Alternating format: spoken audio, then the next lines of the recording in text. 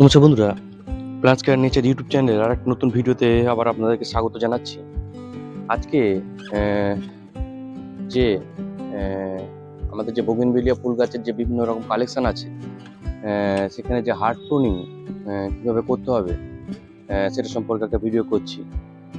সাধারণত hard pruning বছরে দুবার কিন্তু করা যায়। একবার সেপ্টেম্বরে এবং আরেকবার হচ্ছে স্প্রিং টাইম বা বসন্তকালের মাঝামাঝি এটা করা যেতে পারে। সাধারণত মার্চ মাসে এটা করতে হয়। কিন্তু এখন এই প্রুনিংটা করা হচ্ছে যেহেতু এই গাছের শেপটা ঠিকঠাক নেই, শেপ ঠিক সময় কাটা হয়নি, ওই জন্য এটা আমি করে দেখাচ্ছি। এবং মার্চ মাসেও আমি একটা প্রুনিং এর একটা সম্পূর্ণ ভিডিও নিয়ে আসবো। তো কিভাবে এই প্রুনিংটা করতে হয় চলুন দেখে নেওয়া যাক।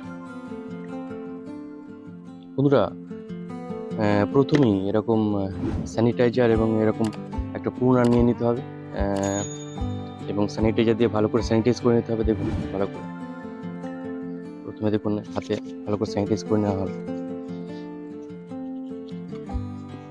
এবং প্রুনারকেও ভালো করে স্যানিটাইজ করে নিতে হবে। হাত যদি পরিষ্কার থাকে তাহলে হাতে স্যানিটাইজ করার দরকার নেই। প্রুনারকে ভালো করে স্যানিটাইজ করে নিতে হবে।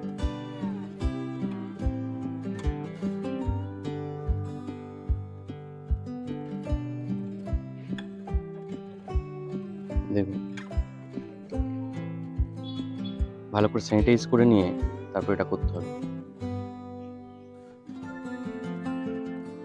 তারপরে আমরা যে হার্ড প্রুন সেটা করব। দেখুন ভালো করে এই জায়গাতে বরাবর আমি গাছের শেপটা রাখবো, তাহলে এরকম জায়গা বরাবর কেটে নিতে হবে।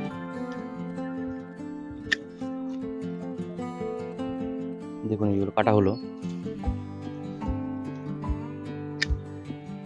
তাহলে এই গাছের শেপটা একই হয়ে গেল। এই গাছটার ক্ষেত্রেও ঠিক তাই, এভাবে প্রুন করতে হবে।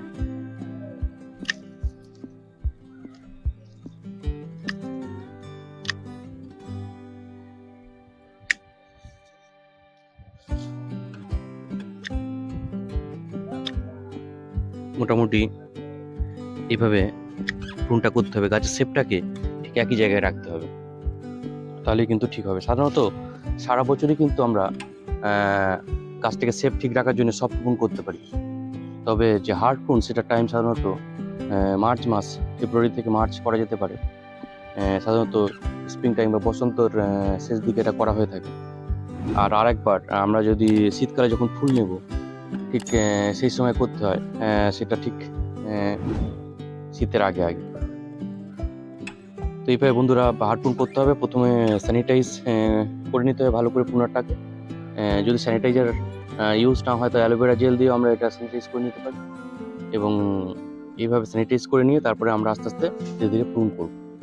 এবং সবসময় খেয়াল রাখতে হবে যে এই প্রুন করার পরে এই উপরের অংশে কিন্তু ফাঙ্গিসাইড দিয়ে দিতে হবে। এই যে অংশগুলো যেটা কাটা হলো এই অংশগুলোতে কিন্তু ফাঙ্গিসাইড ব্যবহার করতে হবে। সাধারণত বর্ষাকালে যখন আমরা গাছের শেপ ঠিক রাখার জন্য এটা করি, তখন তো অবশ্যই দিতে হয় ফাঙ্গিসাইড। এই সময় স্প্রিং টাইমে ফাঙ্গিসাইড না ইউজ করলেও তেমন প্রবলেম হয় না, কিন্তু ফাঙ্গিসাইড দিয়ে দেওয়াই ভালো। গাছের ফাঙ্গাস আক্রমণ থেকে আটকানোর জন্য এটা কিন্তু সাহায্য করবে। বন্ধুরা, আজকে কীভাবে আমরা গাছের হার্ড প্রুন করি, বিশেষ করে বোগেনভিলিয়া গাছের ক্ষেত্রে সেটা দেখালাম। এবং মার্চ মাসে আমি আমার গাছের যে সমস্ত গাছের যে হার্ড প্রুন করা হবে সেটা সম্পর্কে কিন্তু একটা ভিডিওতে কিন্তু সম্পূর্ণভাবে দেখাবো। তো আপনারা এইভাবে হার্ড প্রুন করবেন, এবং সারা বছরই কিন্তু সফট প্রুনের মাধ্যমে গাছের শেপ ঠিক রাখার জন্য এটা সাধারণত করা হয়ে থাকে। তো বন্ধুরা, আজকে এই পর্যন্তই। পরবর্তীতে আবার একটা নতুন ভিডিও নিয়ে আবার আপনাদের সামনে উপস্থিত হব। নমস্কার এবং ধন্যবাদ জানিয়ে ভিডিওটা শেষ করলাম।